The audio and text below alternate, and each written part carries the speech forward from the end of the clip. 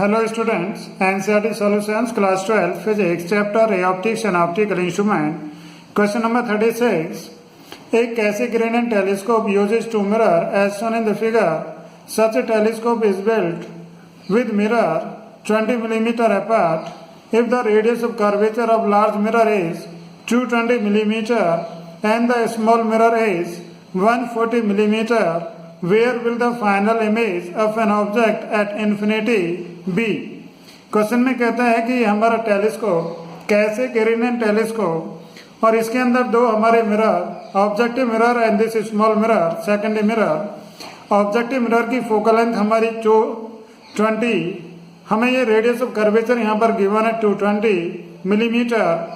Objective mirror की radius of curvature 220 millimetre और small mirror की radius of curvature this 140 millimetre. Question में कहता है कि जो फाइनल इमेज बनती है इसकी वो कहाँ पर बनेगी, हमारा ऑब्जेक्ट जो इन्फिनिटी पर है उसकी फाइनल इमेज कहाँ पर बनती है, ये हमें कैलकुलेट करना है। तो in this question given that the distance between two mirrors that is small D, this small mirror और secondary mirror and this is objective mirror, दोनों के बीच का सेपरेशन हमें गिवन है 20 millimetre and given that the radius of curvature of large mirror that is objective mirror. Objective mirror की हमें radius of curvature 220 millimetre given है। Therefore this focal length F not is equal to R naught by 2 होती है and this is 220/2 is equal to 110 millimetre. Similarly secondary mirror की हमें radius of curvature given है 140 millimetre and this is fs is equal to rs by 2 is equal to 140/2 and this is 70 millimetre. तो ये दोनों की हमें radius of curvature given थी, इन दोनों की हेल्प से हमने फोकल लेंथ दोनों की कैलकुलेट की। Now reflection at the objective mirror, तो हम यहाँ पर ये मिरर फॉर्मूला यूज कर रहे हैं। This is 1/f0 is equal to 1/v0 plus 1/u0 and this gives us, ये वैल्यू रख दें तो this is 1/f0 is equal to 1/v0 और u0 का मतलब ऑब्जेक्टिव मिरर के लिए हमारा ऑब्जेक्ट इन्फिनिटी पर है। Therefore this u0 is equal to 1/infinity। Therefore on solving the value of v0, मतलब जो ऑब्जेक्टिव मिरर के द्वारा इमेज बनती है दैट इज एट फोकस बनती है, उसके फोकस पर बनेगी and this f0 is equal to given that 110 millimetre.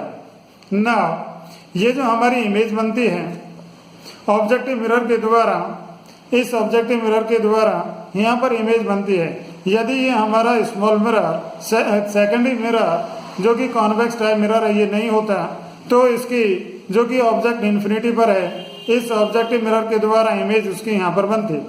Now ये मिरर रखने के बाद ये रेज ऑफ लाइट इससे रिफ्लेक्ट होकर वापस जाते हैं। तो इस सेकेंडरी मिरर के लिए या इस स्मॉल मिरर के लिए ये जो f0 बनती है इमेज, ये वर्चुअल ऑब्जेक्ट का काम करती है। सेकेंडरी मिरर के लिए ये पॉइंट हमारा वर्चुअल ऑब्जेक्ट का काम करता है।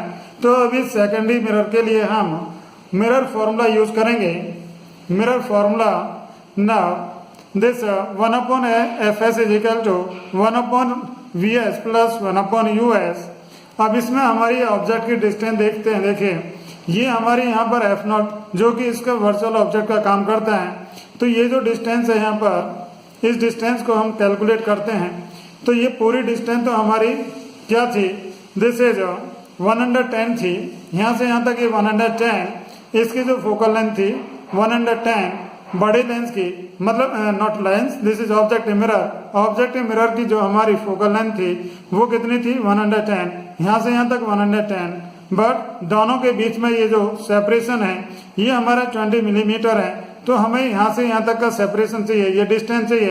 तो this is 110 minus, this is 110 minus 20, 110 minus 20, this is the object distance जो कि वर्चुअल ऑब्जेक्ट है। सेकेंडरी मिरर के लिए हमारा उसकी डिस्टेंस आ जाती है 110 minus 20 is equal to 90 millimetre. तो अब इस मिरर फॉर्मूले के अंदर हमने वैल्यूज रखी। यहाँ पर हमें 1/vs की वैल्यू कैलकुलेट करनी है। तो this 1/vs is equal to 1/fs minus this 1/us। Now 1/fs मतलब सेकेंडरी मिरर या स्मॉल मिरर की फोकल लेंथ हमारी 70 थी और यूएस की वैल्यू हमारी 90 मिलीमीटर आती है। दोनों वैल्यूज को रखने के बाद सॉल्व करते हैं तो this is 1/VS is equal to 9 - 7, क्योंकि इन दोनों का एलसीएम तो 3 एंड दिस इज 630 दोनों का एलसीएम हमारा 630 आया। तो सॉल्व करने पर this 9 - 7 is 2/630। Therefore, this VS is equal to 630/2 is equal to 315 millimeter to the right of the smaller mirror। तो हमारी जो फाइनल इमेज बनेगी, फाइनल इमेज इसकी इस मिरर के द्वारा यहाँ पर बनेगी और इसकी डिस्टेंस कितनी है 315 millimetre to the right of smaller mirror, to the right of smaller mirror. ये जो डिस्टेंस है VS यहाँ पर जो कैलकुलेट करने के बाद आती है दिस इज 630/2, तो this is 315 millimetre to the right of smaller mirror. तो इस तरह से ये क्वेश्चन आप कर सकते हैं। Question number 37, light incident normally on a plane mirror attached to a galvanometer coil retraces backward as shown in the figure. A current in the coil produces a deflection of 3.5 degree of the mirror. What is the displacement of the reflected spot of the light on a screen placed 1.5 meter away? In this question given that this plane mirror and here this screen at a distance d dash is equal to 1.5 meter and this source of light, a source of light incident normally, a ray of light incident normally on the plane mirror and come back after reflection. Now, if this mirror, plane mirror, rotated through theta degree, then calculate the displacement of the reflected spot of the light on the screen। means हमें ये distance या ये displacement हमें d की value calculate करनी है। Right, now given that this theta is equal to 3.5 degree and d dash is equal to 1.5 meter. Now calculate this value of d. Now we know that the ray gets deflected by twice the angle of rotation of the mirror.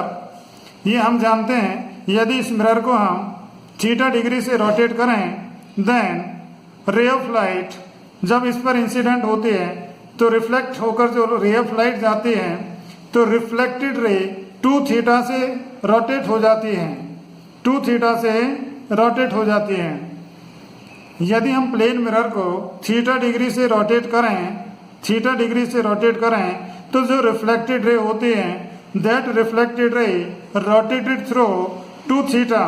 Therefore this from this figure tan 2 theta this triangle, right, this O, this and this suppose here as so this is PSO.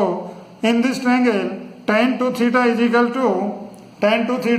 to this d upon d dash, this is perpendicular upon this base d upon 1.5, right? Now theta is equal to 3.5, put here theta is equal to 3.5 and this is d upon 1.5 and this is tan 7 degree. tan 7 degree की value हम logarithm table से देखते हैं and this value is equal to 0.1228। tan 7 degree की value logarithm table से and this is 0.1228 is equal to D upon 1.5। Cross multiply करते हैं तो this is D is equal to 1.5 into 0.1228 multiply करने पर this is equal to 0.18 metre आता है। तो ये जो हमारे यहाँ पर स्पॉट ऑफ लाइट है ये मिरर को 3.5 डिग्री से रोटेट करने पर ये डिफ्लेक्ट होता है कितना, दिस इज 0.18 मीटर डिफ्लेक्ट हो जाता है। तो इस तरह से क्वेश्चन कर सकते हैं। This is the answer of this problem. Question number 38, the figure shows an equiconvex lens of refractive index musical to 1.5 in contact with a liquid layer on the top of a plane mirror. A small needle with its tip on the principal axis is moved along the axis until its inverted image is found to at the position of the needle and the distance of the needle from the lens is measured to be 45 centimeter. The liquid is removed and the experiment is repeated. The new distance is measured to be 30 centimeter. Then what is the refractive index of the liquid? In this question given that a plane mirror, this plane mirror here and this liquid here and a equiconvex lens is placed over this liquid. Now this needle, a small needle PQ, and this can move up and down along the principal axis, और इस needle को हम ऐसा move कराते हैं, इतनी position पर ले जाते हैं जिससे कि इसकी इन्वर्टेड इमेज हमारी बन जाए at the position of the needle. जहाँ पर हमारी ये निडल है उसी जगह पर इसकी इमेज, हमारी इन्वर्टेड इमेज हमें मिल जाए, इतना इसको मूव कराते हैं इसके टिप को, और इसका जो पैरालैक्स है उसे रिमूव करते हैं। पैरालैक्स रिमूव करने का मतलब, यदि हम इसको ऊपर से देखते हैं, यदि इसमें से एक मान लीजिए ऑब्जेक्ट है, दूसरा ये मान लीजिए इमेज है, तो दोनों की टिप से टिप मिलनी चाहिए और आई मूवमेंट के साथ दोनों एक साथ चलने चाहिए। आई मूवमेंट के साथ दोनों एक साथ चलने चाहिए तो हम कहते हैं कि पैरालैक्स रिमूव हो गया। और यदि दोनों आई मूवमेंट के साथ अलग अलग अपोजिट डायरेक्शन में चलते हैं तो हम कहते हैं पैरालैक्स रिमूव नहीं होता ना।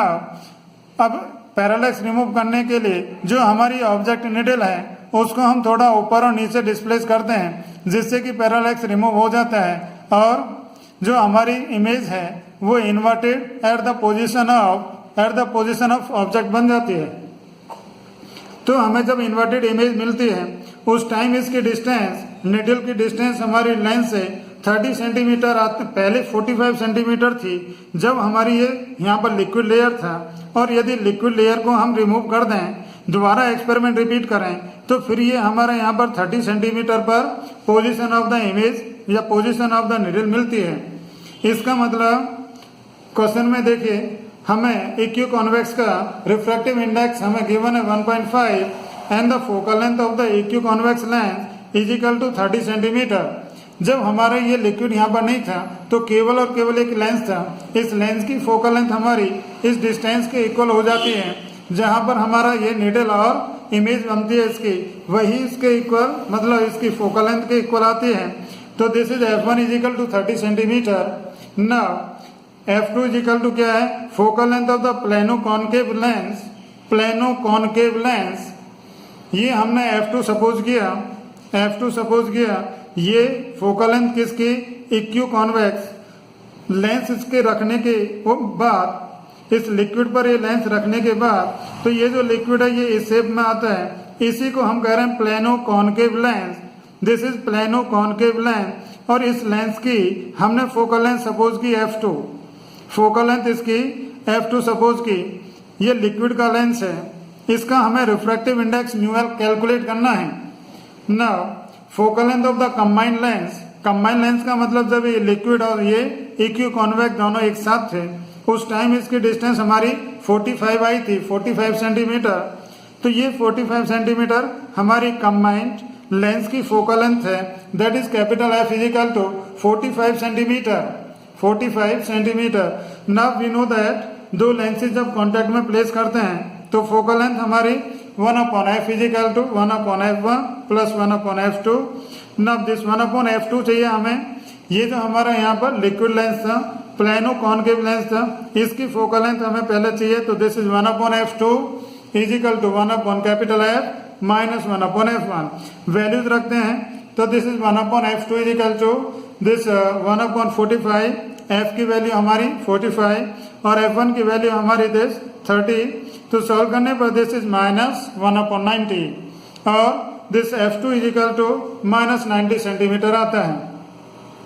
Now for equiconvex glass lens, equiconvex lens के लिए हमारा R1 इजिकल टू R है और this R2 is equal to minus R। हमें इक्विकॉन्वेक्स लेंस गिवन है। इक्विकॉन्वेक्स लेंस का मतलब दोनों सरफेसेस के रेडियस इक्वल हैं, दोनों सरफेसेस के रेडियस इक्वल हैं। ये हमारा इक्विकॉन्वेक्स लेंस इस सरफेस की जो रेडियस होगी वो इधर होगी और ये पॉजिटिव में होगी, R1 पॉजिटिव और ये इस सरफेस की जो रेडियस है वो इधर होगी, तो ये रेडियस इसकी नेगेटिव, इधर नेगेटिव इधर positive. Therefore this R1 is equal to R positive R and R2 is equal to minus R। Equiconvex glass lens था, इसलिए R1 और R2 का मैग्नीट्यूड दोनों का इक्वल है। Now lens makers formula use करते हैं, 1/f1 is equal to this 1/f1 is equal to mu minus 1 into 1/r1 minus 1/r2। Value रखते हैं हमारे इक्यू कॉन्वेक्स लेंस की, जो फोकल लेंथ थी दैट इज 30 सेंटीमीटर।